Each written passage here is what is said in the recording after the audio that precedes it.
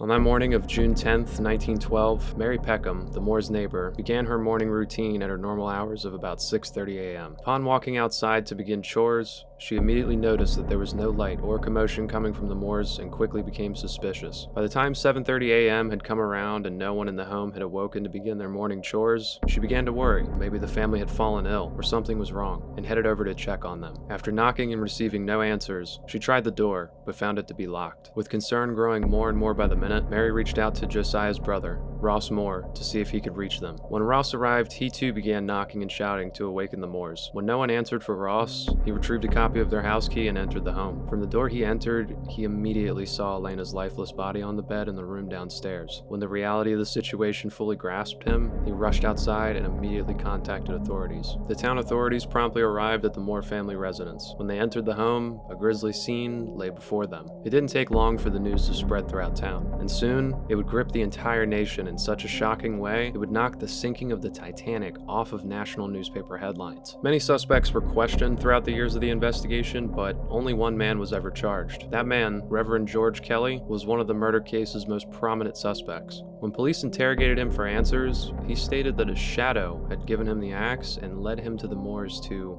quote, slay the little children, quoting a verse from Ezekiel chapter 9 verse 6 of the Bible. When tried for the murders the first time, it was a hung jury, but a second trial later would acquit him of all murders. His charges would be dropped and Kelly would walk free. Another suspect that immediately came to mind when searching for clues was local businessman and state senator by the name of Frank Jones. Josiah had worked for Frank for nearly 7 years and was a star salesman for their farm equipment business. Josiah eventually left the business in 1907 due to growing concerns of exploitation, since Frank wanted Josiah to run the business from 7 a.m. to 11 p.m., 6 days a week. Josiah left the business and took the John Deere account with him to set up a head-to-head rival company against Jones. To make matters worse, Josiah was also believed to be in a love affair with Jones's daughter-in-law, who was a local beauty known for her promiscuity in town, largely due to the fact that she would openly coordinate trysts with many of her lovers over telephone lines in a time when you had to connect to an operator to speak to someone. By 1912, relations between Mr. Jones and Mr. Moore had grown so bitter, they would cross the street just to avoid one another. The Reverend and the Senator being the two biggest suspects in this case caused a massive split in the community, with one side believing Senator Jones used his power and influence to have Josiah and his entire family murdered, while the other believing Kelly's close ties with the local church and family, as well as his mental state, being responsible. Jones was never actually charged with anything, but the case was taken to a grand jury trial, and the drawn-out debates severely ruined his reputation and campaign, and it would be talked about amongst the entire town for many years after. Reverend Kelly was the only person out of 5 key suspects to ever be charged with anything, but it was later acquitted under the claims that he was insane.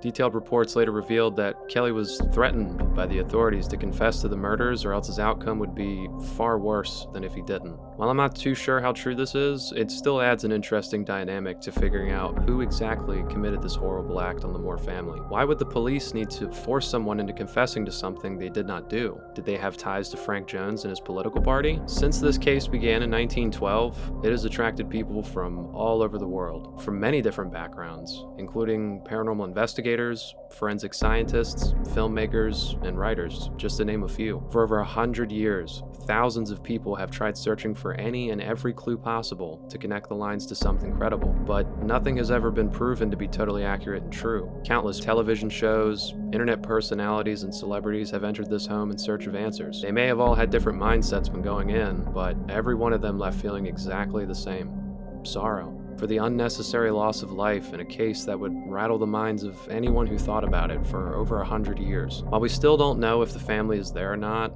one thing is for certain: something incredibly evil lurks within the walls of the Villisca Axe House and has made the residence its permanent home. Some of the responses and evidence we captured is hard to watch, and you'll see as this investigation goes on, it only gets worse. We've seen a lot of scary, messed up things in the time we started this project, but I don't think anything could have prepared us for this night.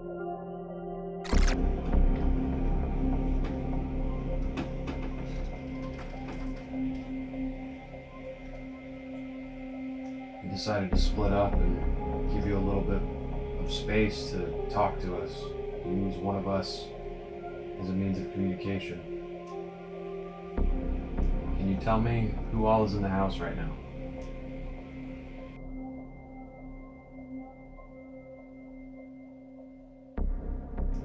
Do you want to hurt Ethan or myself? I'm ready to. Why are you so angry and violent?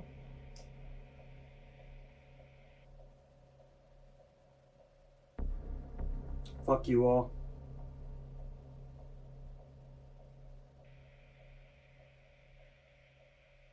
Do you even want forgiveness for what you've done?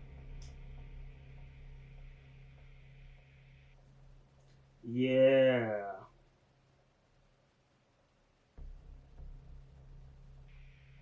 Sound a little sarcastic.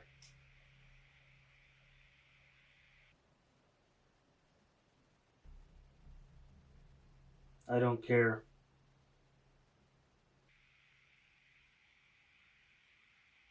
Oh, the REM pod downstairs is going off.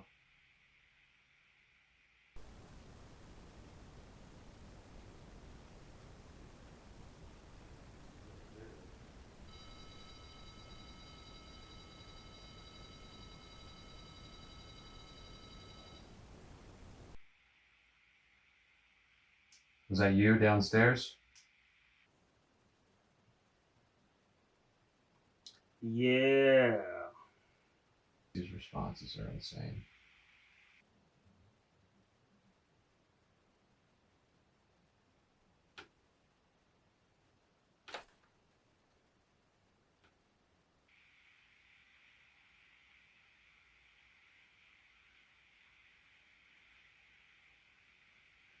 Do you feel like what you did was right?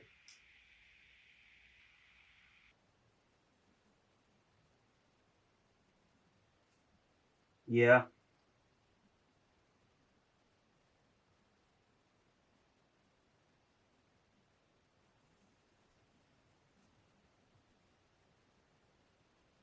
Haha.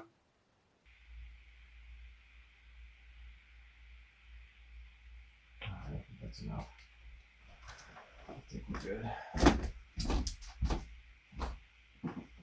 After the really intense and dark responses that we got from doing that Estes method, I needed a break. I needed to go outside and get some fresh air, clear my head, because I had never heard anything like that while doing this. A lot of the times when you do the Estes method, you get irrelevant answers, you'll get names, you'll get dates, you'll get statements that might scare you a little bit, but they're not direct responses to what you're saying. These are things that you don't expect to happen when you do paranormal investigating. You expect to hear some voices, you expect to maybe see something or capture an EVP, but this is a whole nother level for us. This is beyond anything that we've ever experienced and ever probably will experience. After about 15 minutes, we come back inside. I'm going through some of my gear to figure out what we want to use next. So I set the camera down, not really thinking much of anything, and at that moment, this happens.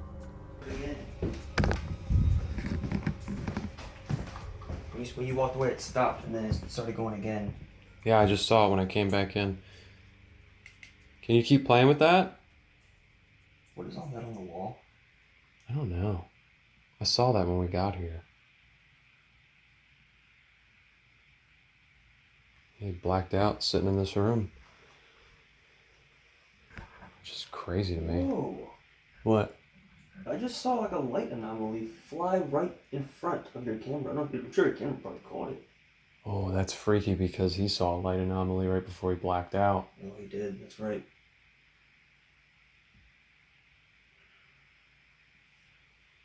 And I'm getting mad chills in this room right now. This room feels very bad. Look, look. Oh my god. As soon as you said that. Mm-hmm. Is there something evil in here? Are you trying to tell us? Wow. Whoa. Wow. Are you one of the kids?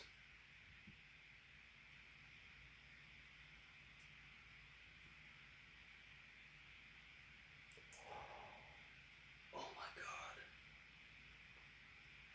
Hey. Is this Lena? Whoa. Oh my god. Whoa. Thank you so much, Lena. We appreciate you talking to us. Is Ina here too?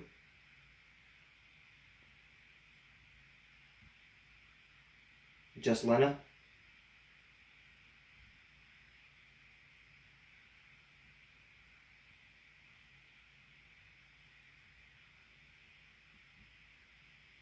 Lena, are you here with anybody?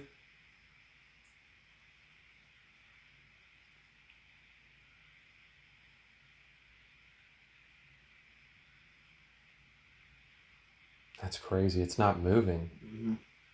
It only goes off through motion.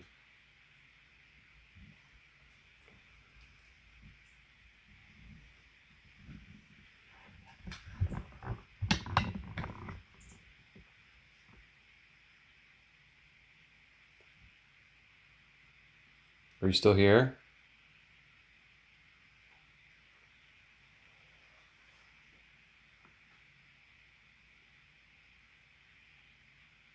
Those cat balls have really been cropping up a lot lately in the paranormal field, and we decided we were going to grab a couple and give the test a shot for ourselves. I was not expecting those to go off at all, simply because we've taken them to several locations and sat them down for 30 minutes, 45 minutes, an hour, and got nothing from them.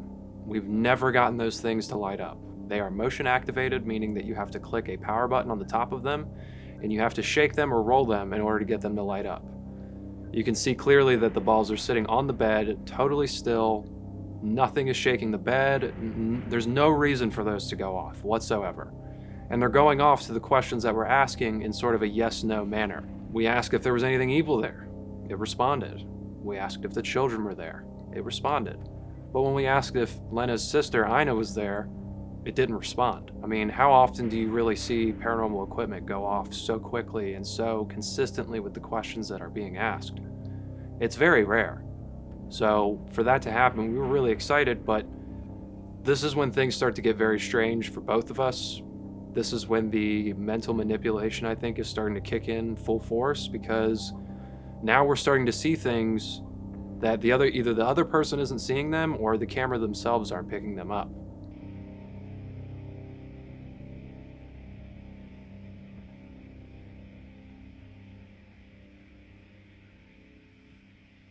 Were you playing with the REM pod on the floor earlier? Were you making that make noise? Was that you?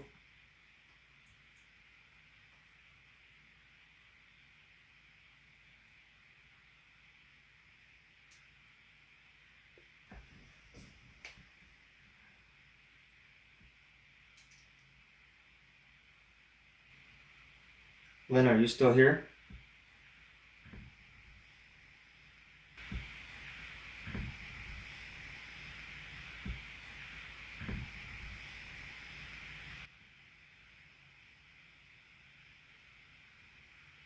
Can you speak into this device in my hand?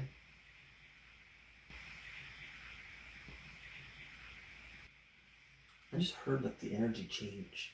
You ever experienced that? Never? No, what do you mean? Like it'll be like a constant like staticky noise, like you know how like the background noise just sounds constant and then it'll just change. It happens to me quite often and I just experienced that. It's weird. Lena, are you still here?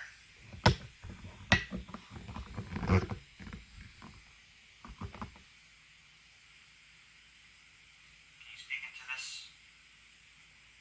device in my hand?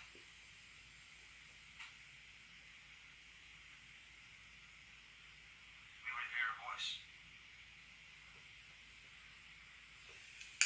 Did you hear that? I thought I heard something, but I wasn't sure.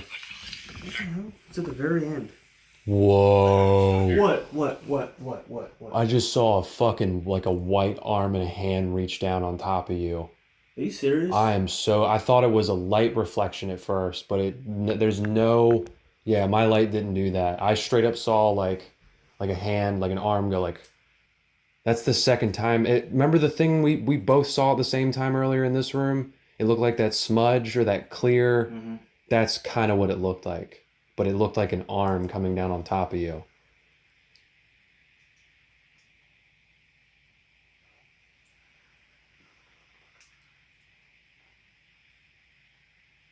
Who did Michael just see?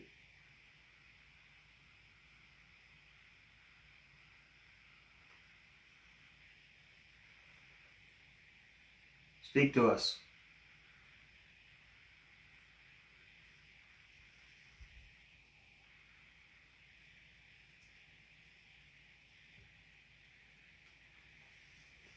Who did Michael just see?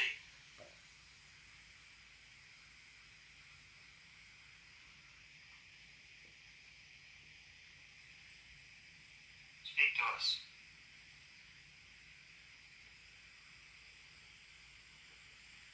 Ethan. What? I don't want to move, but something is wrapping around my left side of my hip right now. What do you mean? Something is pressing on the side of my hip right now, my left hip. There is a pressure, and it is building. It's getting tighter. I'm not moving. I can literally feel something grabbing onto me right now on my left hip. It's moving up my side right now. It's not an insect. It's pressure. Something is grabbing onto me right now. Is it one of the children? I don't want to move.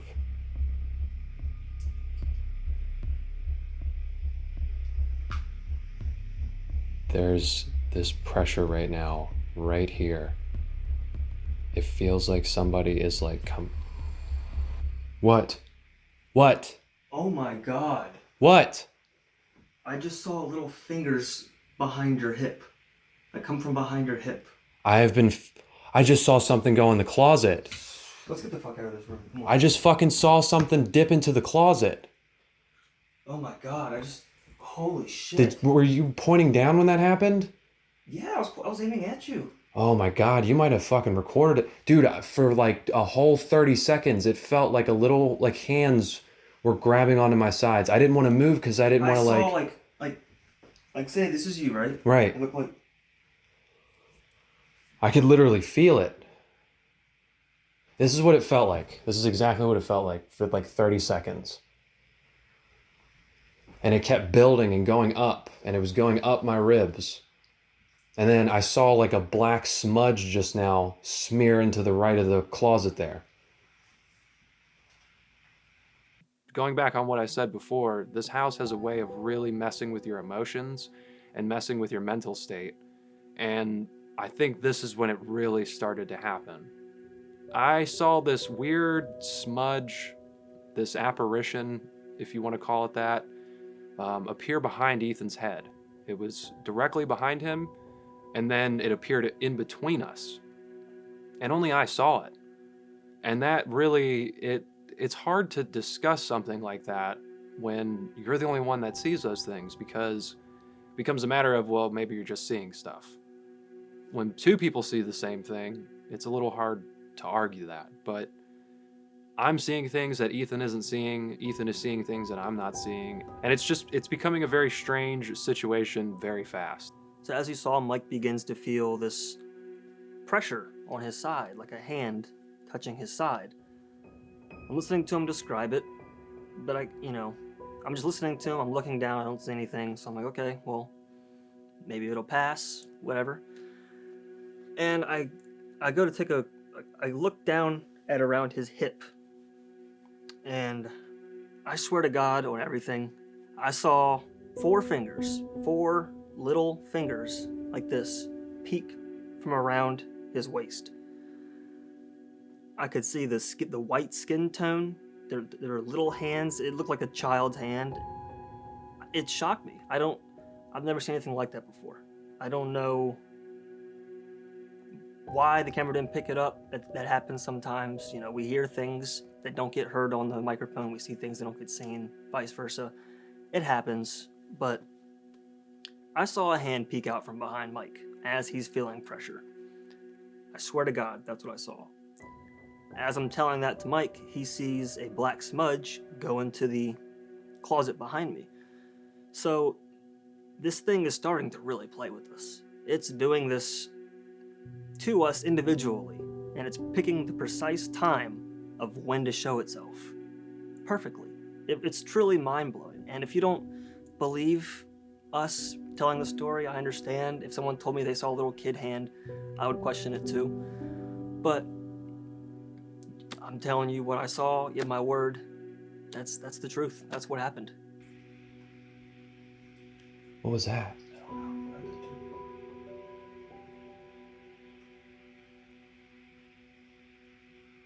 Let's get out of this room. Wait. Did one of the kids come up and maybe try to give me a hug or touch me? Was that you? Could you maybe light up one of those toys on the bed? If it was?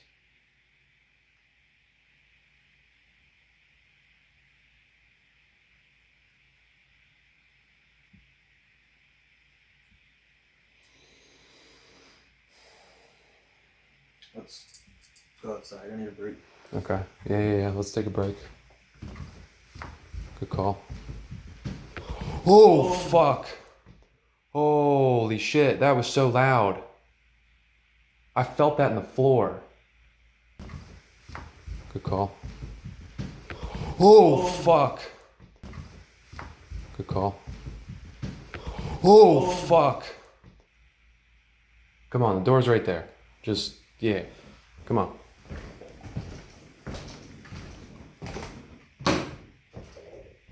I needed a break after that Blue Room experience. That really shook me to the core. And we took breaks periodically throughout the entire night. Like, we had to. We don't usually ever take breaks as often as we did on investigations, but this night in particular, we just took, 5 or 6 breaks or something like that throughout the entire night, because we had to. It was so overwhelming being in that house and experiencing the things that we were. The intensity of the Blue Room is enough to make anybody want to run out of that place, but we tried to stay there for as long as we could possibly handle it.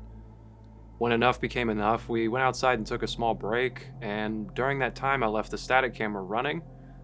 It's facing the Blue Room, so you don't really see much of a frame except for the bed and the trunk that's in that Blue Room, but the piano gets played while we're outside, and you can hear it so clearly in the audio. And at that time, I also had my GoPro running upstairs with the light on. The minute that piano gets played, the light dies, and I'm going to take these 2 clips and I'm going to put them side by side so you can see that at the exact moment that the light dies, the piano key gets struck.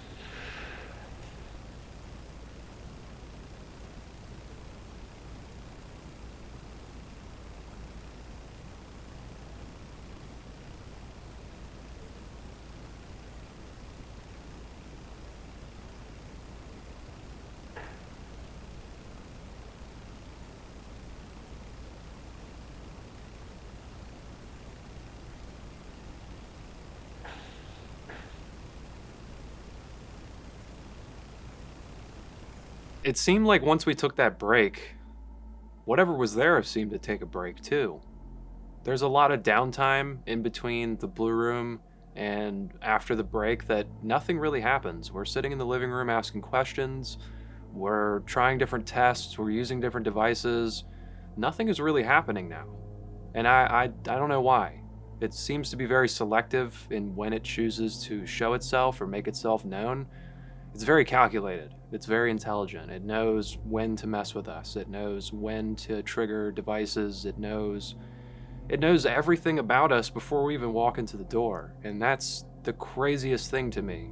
To know that there's something in that house that is capable of doing something like that is just terrifying. on every single level imaginable. Lena, if you're still here, could you maybe come over and make these toys light up like you did? Or maybe you could come up and play with that. I put a new battery in there for you. Foot squeaking the floor.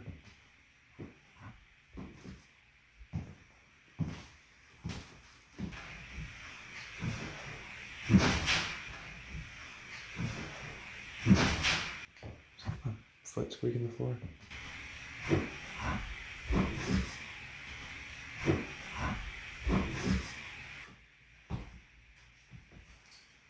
I can't redo that. I heard, yeah.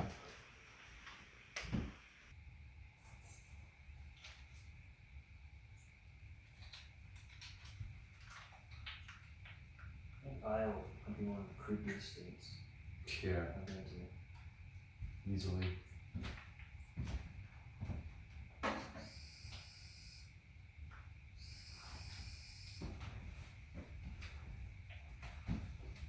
Who was that? Can you do that again?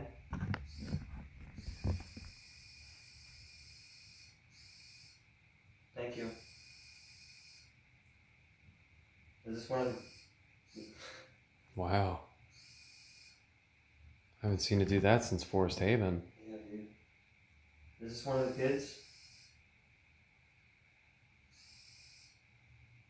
Lena?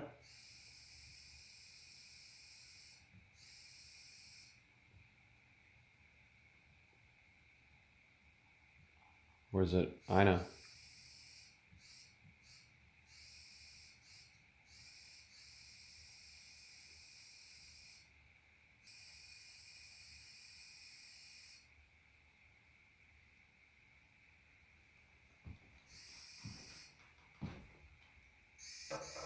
What about that toy?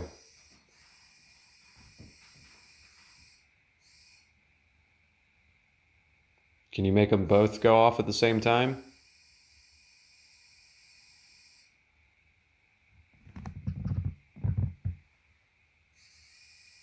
Whoa. Wow.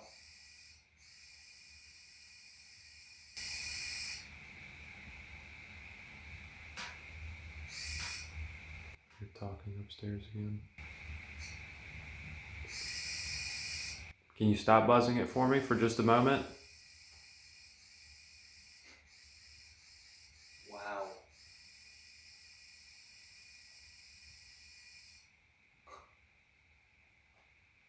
Is this Lena? Oh, man.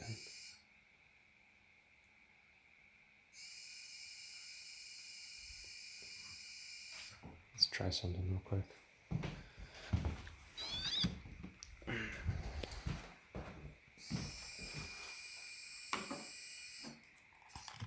And why there? Can you do it while I hold it like this?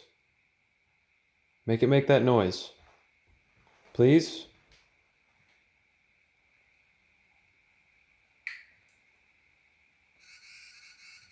Whoa. There's sort of footstep upstairs.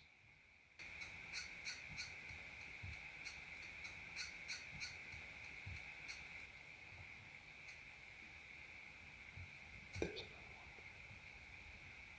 another one.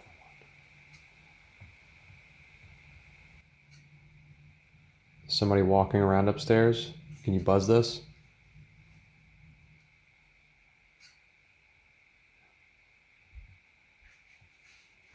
How come when I set it down though? How is it setting off that without setting that off?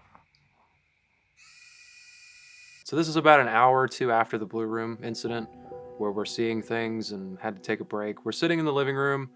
We're just trying different tests, and I decide to set my K2 meter on the Potbelly, just to see if we get anything, just to give us some distance between the device itself and allow it to be triggered. You know, I've noticed a lot of the times when you set something out versus holding it, you tend to get better results. So I set it down on the Potbelly and it starts going nuts. Open up the Potbelly just to see if there were any electronics inside that might be setting it off, and there seemed to be some kind of, I guess, an electric heater. I'm not sure, But we checked for cables, we checked for any source of power that could be plugged into, and there was none. There wasn't even a cable attached to that device. It was just sitting in the living room by itself.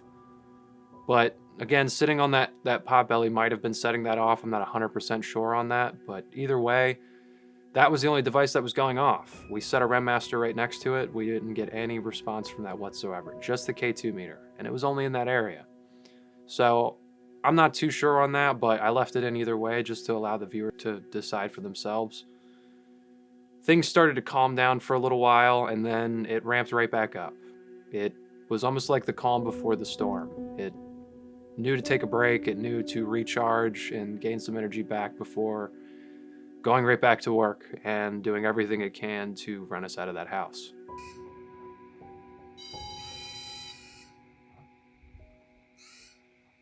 How are you able to set this off and not set this off? Can you set this off too? Look. How about this? I'll turn this back on and you can set that off. Go ahead. Give it a shot.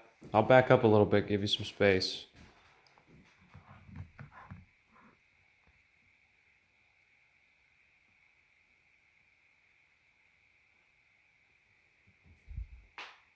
Do you not like this toy? You like this one? Damn.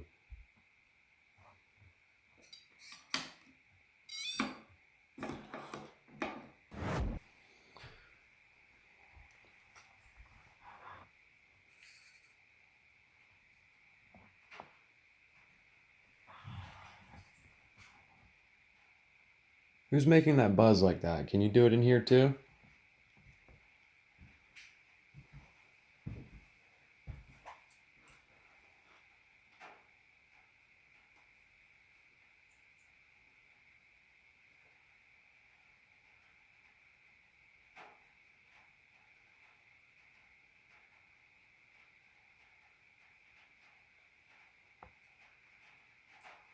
The rain's gonna fuck up any chance I have him getting an EVP. What do you say we call it, man? Let's get the fuck out of here.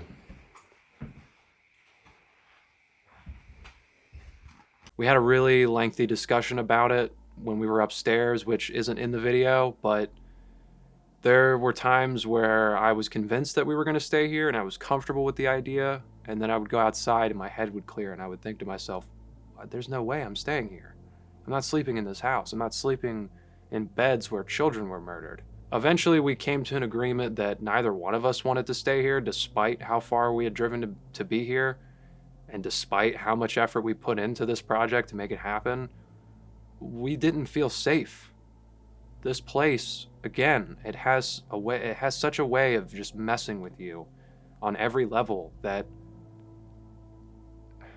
I don't know how to describe it other than that fear that you get when you're in the pitch dark as a child. It's not so much as being afraid of the dark as it is you're afraid of what is in the dark. And that's what it felt like the whole time that we were in there. We just didn't know what was going to happen with every corner that we turned. We didn't know what was going to happen if we split up. We didn't know what was going to happen the longer we stayed in there, and we just didn't feel safe. So eventually, after a long discussion, we decided to go get a hotel down the road. This is when things really started to pick up as far as the feelings go. And a lot of it isn't in the video for time's sake, but I decided to go back in one last time after we had packed the car up and taunt him one last time, just to see if we could get anything at all. And he let us know that he was still there. Come on, give us a little something before we go. Show me what you got. That's it, a little tap?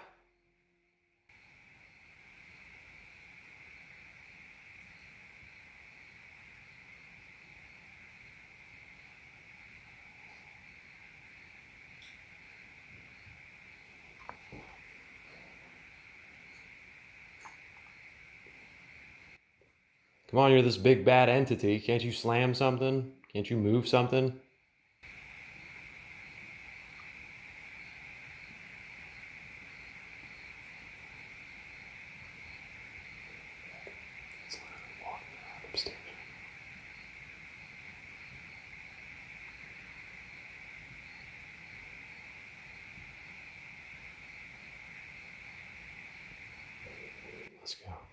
All right.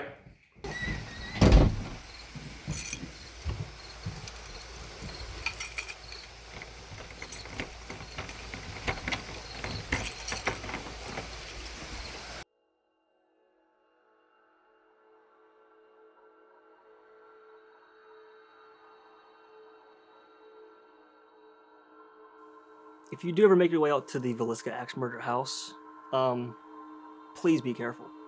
This place is dangerous. If you're not careful, it will either destroy you emotionally, or it could even kill you. As you heard what happened to the other ghost hunter that stabbed himself in the chest with a knife. He claims the spirit in that house did that to him. I do plan to go back there eventually, once this all settles, but as of right now, it's been a few months since that investigation, and it still haunts me. I think about it every single day. That night is going to stick with me for probably the rest of my life. I'm never going to forget it. What I saw, what I heard, what we experienced, all throughout the night was just... I'd never been that scared or an investigation before. And Edinburgh Manor held first place the night before, and then Villisca took the crown from it, and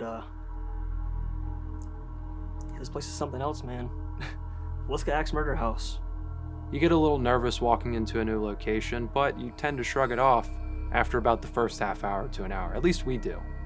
We tend to adapt to our environment very quickly and do what we have to do while we're there and get out. This place is unlike anything that we have ever done.